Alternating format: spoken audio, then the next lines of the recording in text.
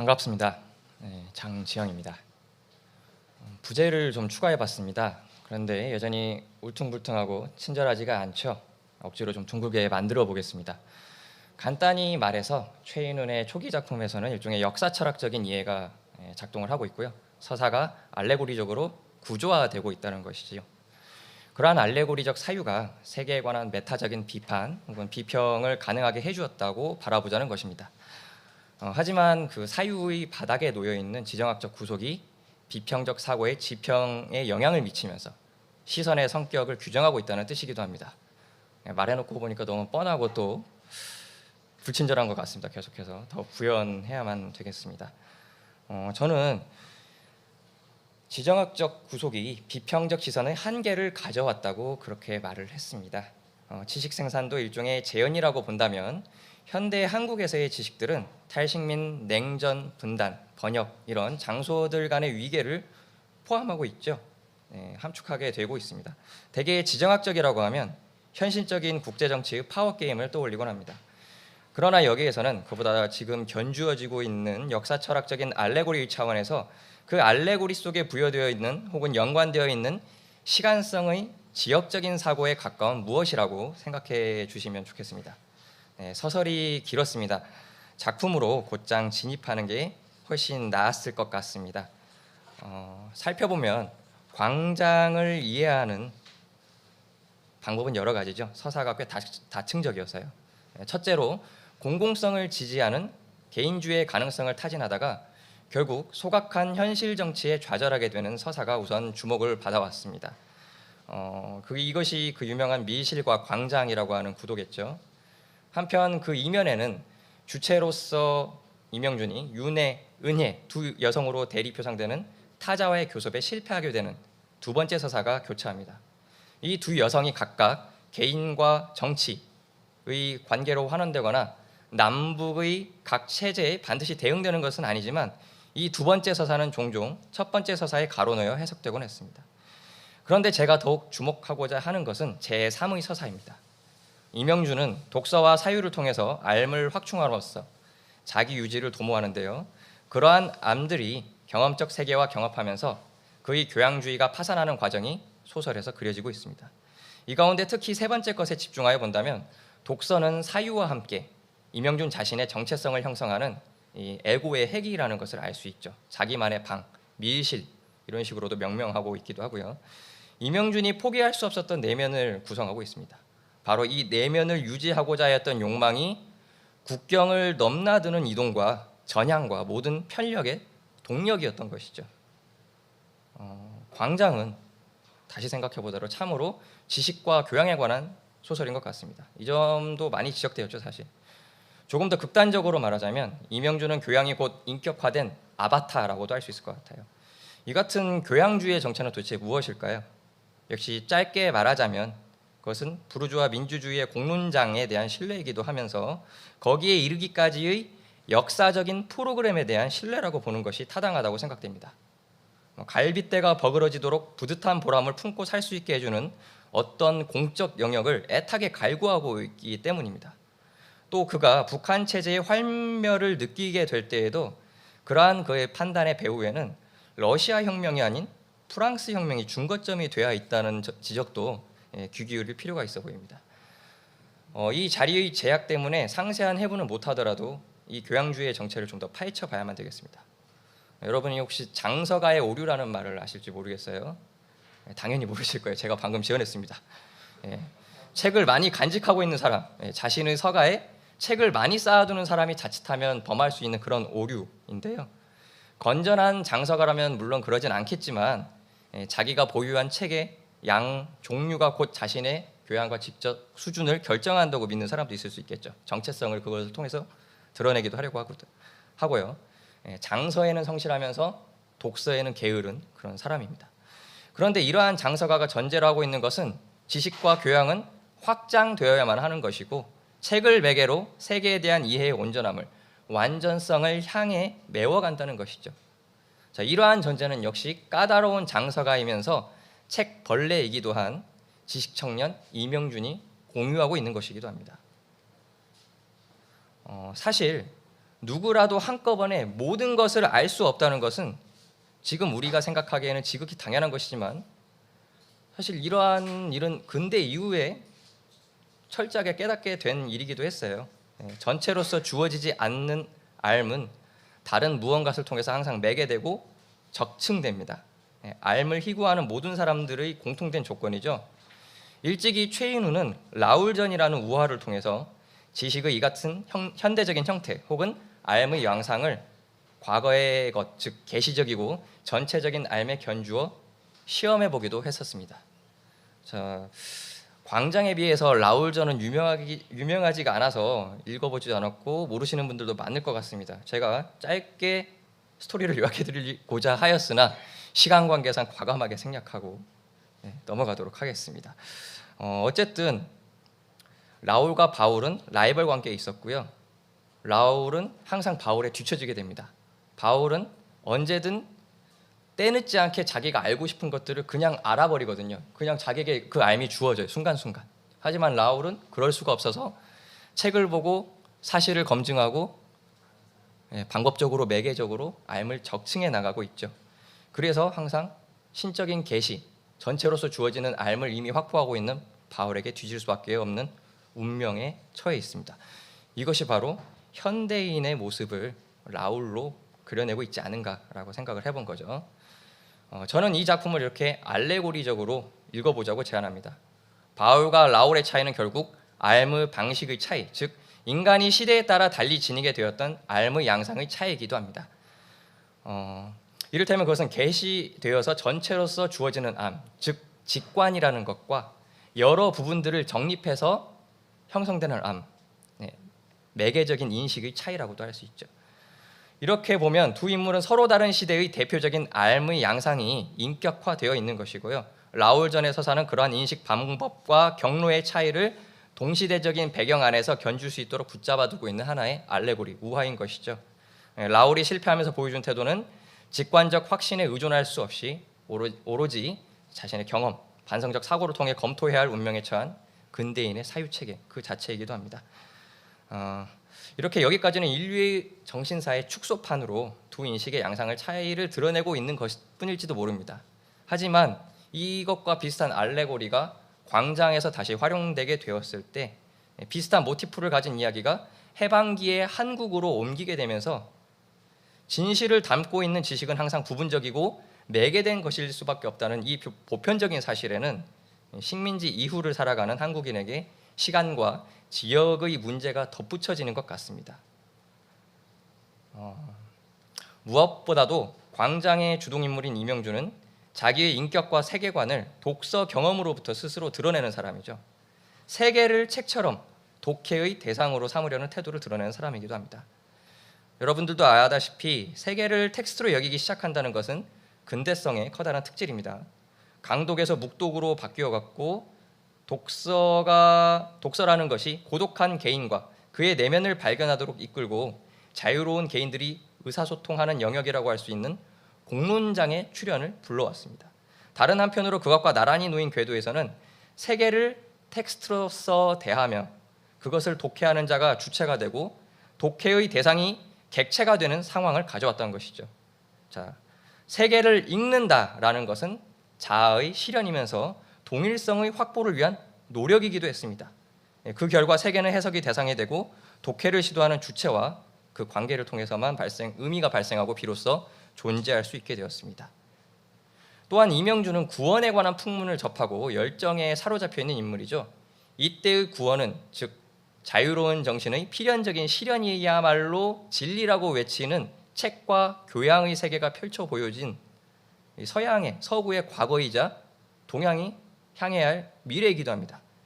책에 의해 매개된 지식들, 자유와 역사의 지대한 신뢰를 가지면서 현실 비판의 중거로 삼고 있는 것이죠.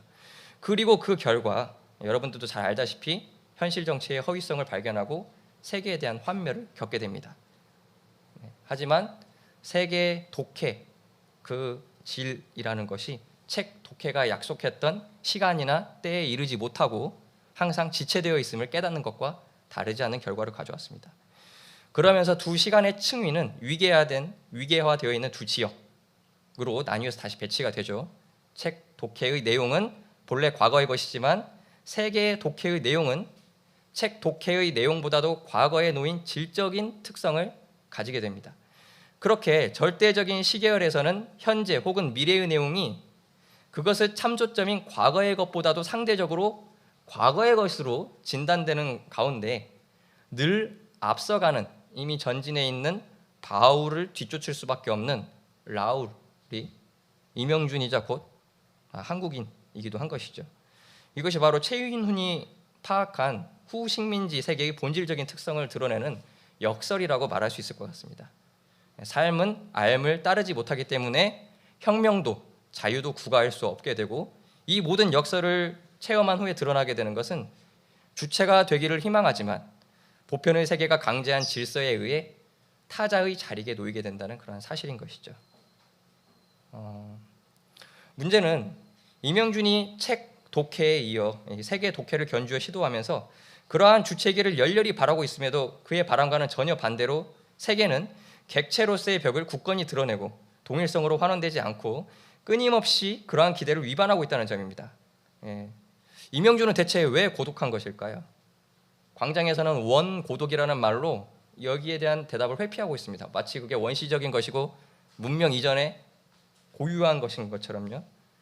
하지만 이명준의 고독은 원초적이어서 동물적일 수밖에 없는 그런 것이 아니라, 제가 보기에는 세계라는 텍스트 독해 능력을 자기밖에 갖고 있지 않기 때문에 느끼는 고독이라고 생각을 합니다. 리터러시, 그러니까 지성에 의해 파악되어야 할 세계에서 향유하는 고독인 것이죠. 윤회와 은혜를 대하는 태도에서 드러나는 것처럼 이명준은 지적 격차와 무교양을 못 견뎌 하는 것이라고도 말할 수 있지 않나 싶어요. 어떤 명명도 없이 등장하는, 아니 언급될 뿐인 사람들은 말 그대로 몹, 군중, 떼거리로서 등장할 뿐입니다.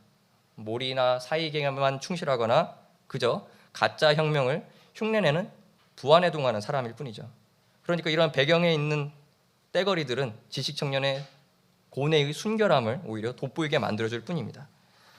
자, 그러면서 한반도라는 지역의 성격이 부조됩니다. 이명준의 편력은 자신이 세계사 혹은 세계 체제에서 어떤 위상을 가지고 있는지, 가질 수 있는지에 대한 지식 청년의 검토이고, 또한 그것은 역사 철학을 경유하는 시간적인 흐름인과 동시에 공간적 이동이기도 합니다. 자유로운 정신의 전개라고 하는 필연적인 역사를 풍문으로 접하고 자기 원인성을 자신의 지향으로 삼고 그 완결성과 아름다움에 도취되었다가 자유와 동일성을 모두 파괴하는 타자의 존재를 실감함으로써 자기 파괴적인 리셋과도 같은 결말에 이르게 됩니다. 이때 이명준이 세계의 독해로 경험하게 된 것은 자신의 삶이자 그것이 선 자리인 한국이 이념화된 자유이자 그것이 비롯된 지역으로서의 서구가 찬조점이 된 채로 지속적인 비교와 평가가 가해지고 있죠. 이는 서구라는 관념의 이념적 성격을 강화하면서 역설적으로는 주체로 서고자 했던 자신을, 그리고 스스로 선 장소를 타자화하는 결말이라고 할 수 있습니다. 따지고 보면 이명준의 책 세계는 상당히 균질적이었습니다. 그래서 외부로부터 틈입혀오는 타자의 존재를 허락하지 않다거나 견뎌할 수 없다거나 아니면 큰 충격을 받게 되고 다시 자신만의 공간으로 달아나는 그러한 행동들을 반복하고 있었는데요. 시간 관계상 이야기를 건너뛰고 마지막 논의를 해야만 되겠습니다. 부재하는 연속성, 토대에 없는 정체성의 전통은 어쩌면 이런 것일지도 모르겠다는 생각이 듭니다. 주체와의 모험이 시간의 결락을 두고도 같은 실패를 반복하는 가운데 시간, 공간의 가치론적 배분은 상수로서 작동하고 있으며 그때마다 한 가지 맹점이 존재합니다. 작가에게 비판한 대상은 후식민지로서의 한국적 상황이고 그 대척점에 놓인 자유가 실현된 가상으로서의 서구가 비판의 근거와 자원으로서 작동하고 있습니다. 이렇게 광장은 근대적인 독서와 세계에 관한 알미, 한국 역사의 특정한 시기에 어떠한 관계에 놓이게 되어 있는지를 드러내는 알레고리로 읽을 수 있을 것 같습니다. 그래서 지금까지 논의는 이러한 시간과 공간의 배치가 어떠한 역사를 발생하게 되는지 이전의 연구나 논의들이 충분히 다루지 못했다는 점을 제가 잠깐 아이디어 차원에서 말해보고 싶었던 것이고요. 실험적인 접근이기도 하였습니다. 경청해 주셔서 감사합니다. 발표 잘 들었습니다. 재미있는 주제였고 내용이었습니다. 토론을 이제부터 들어볼 텐데요. 토론은 경상대학교의 최병구 선생님을 모시도록 하겠습니다. 그런데 이제 지금 여기 스튜디오에 직접 참석하시기 어려우신 관계로 영상을 연결해서 연결을 해보도록 하겠습니다. 그러면 최병구 선생님을 좀 불러보겠습니다. 최병구 선생님 잘 들리시나요? 네, 잘 들립니다. 네, 예, 반갑습니다. 예, 안녕하세요. 네, 안녕하세요. 예, 토론 부탁. 경상대학교에서 공부하고 있는 최병구라고 합니다. 먼저 제가 기차표를 끊어왔다가 이렇게 결국 내려가지 못하고 이렇게 인사드리게 돼서 죄송하다는 말씀 먼저 드리겠습니다. 그럼 바로 토론 진행하도록 하겠습니다. 장주영 선생님 발표 잘 들었습니다. 1960년대 초반 최인훈의 광장을 중심으로 해서 어떤 독서 체험, 어떤 삶에 대한 의지가 지정학적인 시선과 결합되면서 어떻게 파산하게 되는지, 그때 파산이라는 건 아무래도 소설 안에서 이명준의 죽음일 거라고 또 생각이 되고요. 그래서 굉장히 흥미롭게 들었고요. 저 역시도 이번에 이제 토론을 준비하면서 이 작품을 다시 한번 읽어보면서 상당 부분 선생님의 생각에 좀 공감이 가는 바가 컸습니다. 하지만 이제 또 토론자로서 크게 한 두 가지 질문 정도를 드리려고 합니다. 첫 번째 질문은요.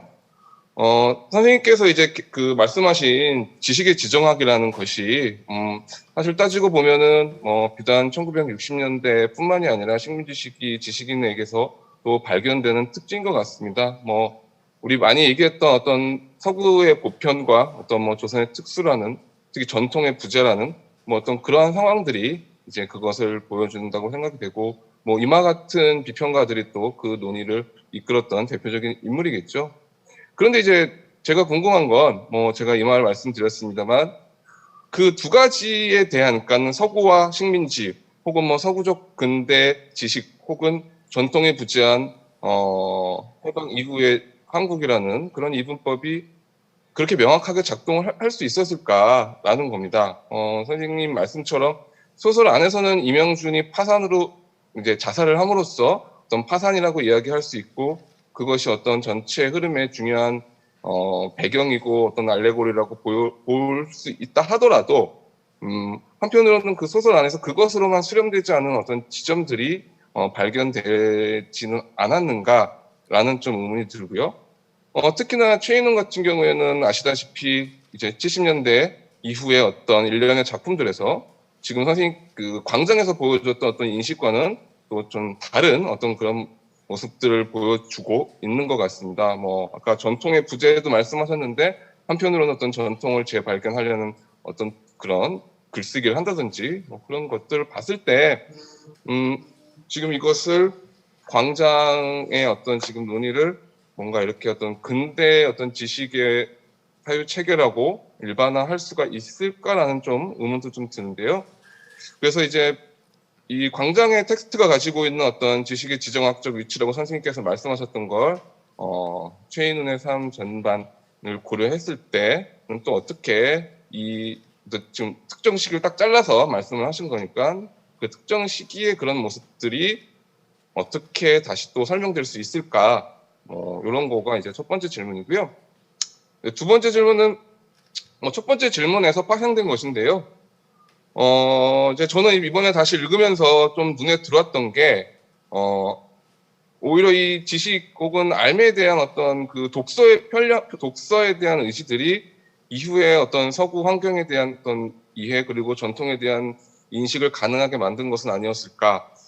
그러니까 지식이라는 것이 한편으로는 삶과 거리를 두는 것이기도 하지만 한편으로는 그 거리감이 삶을 좀 더 객관적이고 또 비판할 수 있는 어떤 그런 계기가 될 수 있다라고 생각을 하는데요. 그 하나의 증거랄까요? 그걸로 제가 조금 흥미롭게 봤던 부분이 이제 그 소설 안에서 이제 중립국이라고 외치기 바로 직전에 이제 이명준이 노트에 메모를 하죠. 남과 북, 그러니까 사회주의와 자본주의 국가인데 이명준은 그것을 그리스도교와 스탈리즘으로 이제 개념화해서 10가지 항목들을 나열하고 이제 결국은 두 가지가 쌍둥이 그림이었다, 그러니까 같은 거다라고 이야기를 합니다. 당시로서는 사실은 좀 읽긴 이해하기 같겠다는 생각도 드는데요. 이제 이명준이 이걸 남과 북을 쌍둥이 그림이라고 했던 이유는 경제학과 어떤 이상주의라는 두 가지 맥락에서 그렇게 이야기를 합니다. 물론 이제 이 대목은요, 그러니까 뭐 선생님도 말씀하셨던 어떤 여성 인물들에 대한 어떤 인식과는 좀 결을 달리해서 좀 볼 수 있지 않을까. 그럼 이렇게 봤을 때 이제 이명준을 한편으로는 어떤 그 근대의 교양 체계 안에 갇혀버린 인물로 규정하는 것을 좀 머뭇거리게 하는데요. 이 지점들에 대한 또 선생님의 의견이 궁금합니다. 네, 제 질의는 여기서 마치도록 하겠습니다. 감사합니다. 네, 최병구 선생님, 네, 제가 논의를 하면서 제 논지를 조금 뭐라 그럴까요? 명료하게 만들다 보니까 대상들을 정태적으로 만들고 비교 대상으로 붙여야 되는 그런 어려움이 있었고, 그런 어려움 때문에 간과할 수밖에 없는 그런 지점들을 적절하게 잘 지적해 주신 것 같습니다. 사실 또 따지고 보면 들어보면 최병근 선생님의 논의와 저의 논의가 꼭 상충하지만은 않을 수 있겠다는 생각이 들거든요. 일단 첫 번째 질문에 대한 답을 시도해 보도록 하겠습니다. 초판본, 그러니까 새벽 판본에서부터 첫 단행본 수록본에서 최인훈의 작품은 벌써 차이가 나고 있습니다. 무려 200쪽이나 없었던 내용이 추가되고 로마자나 외래어로 표기되었던 것을 한국어 표기로 다 바꿔요. 그리고 이후 수십 년간 개작하면서 타자성에 대한 인식의 폭이 커지고 동일자적 정신의 폭력성에 대한 반성도 점증하고 있다고 그런 평가를 들었습니다. 당연히 이러한 변화는 최인훈의 연보에 나열되는 작품들에 덩달아 반영되어 있기도 하죠. 그리고 그러한 변화가 서구적인 근대, 서구적 근대성에 대한 반성과 극복 가능성을 이른바 아시아적 사고라는 것을 방편으로 마련하고자 했던 것이라는 분석과 의미 부여도 있습니다. 상당한 설득력을 주고 있습니다. 이러한 변화와 흐름을 염두에 두면서 저는 초기 최인훈의 작품을 보고 식민지 시기와 형식적인 비식민의 시기를 아울러 살아가던 한국 지성의 정신사를 보고자 했던 것입니다. 세계를 바라보는 기본적인 격자이면서도 바이오스로서의 알레고리적 사고를 말해보려고 하는 것이기도 했고요. 하지만 알레고리로 보고 다루려는 순간 서사 내에서 대립적인 혹은 대칭적인 구도를 이미 정태적으로 만들어버리는 위험을 피하기는 어려웠던 것 같습니다. 말씀해 주신 두만강, 태풍 등의 작품에서 후기 활동까지 이어지는 가운데 광장이라고 하는 최인훈의 사고 실험 혹은 당대의 한국 지성이 공유하고 있었던 문화 사회학적 감각이라는 게 있고, 그러한 전개를 다시 가능하게 해주었던 것은 또 무엇일지를 이런 최인훈의 초기 작품인 라울정과 광장을 통해서 알아보려고 했던 게 저의 또 시도였다고 그렇게 이해해 주실 수도 있을 것 같습니다. 그리고 그 결과가, 이 실험의 결과가 이대로는 안 되는구나, 패러독스에 갇히겠구나 라는 자각일 수도 있는 거죠. 세계 속에서, 세계사적 흐름 속에서 한국의 위치, 그것을 가늠하는 방법과 기준을 마련하고 그에 대한 사고 실험을 이 작품을 통해 시도해 보였기 때문에 가능한 변화였다라는 것이죠. 그러한 면에서 제 논의와 선생님의 질문 여점은 상충하지 않는 것은 아닌가라고 말씀드리고 싶었습니다. 두 번째 질문에 대한 답변입니다. 사회주의가 자본주의의 적자라고 보는 것이 근대 지식과 교양 체계로부터 어떻게 비켜서거나 그것을 상대화하고 있는 것인지 저는 얼른 잘 이해가 되지는 않았는데요. 오히려 인용하신 부분은 사회주의가 제시하는 세계 해석과 미래에 대한 프로그램이 기독교의 그것과 상당히 유사하다는 복음주의적이라는 이야기가 아닐까 싶기도 하거든요.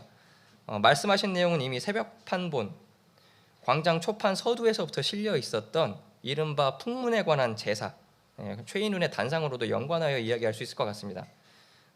이 작가는 다양한 풍문에 대해서 이야기하고 있었죠.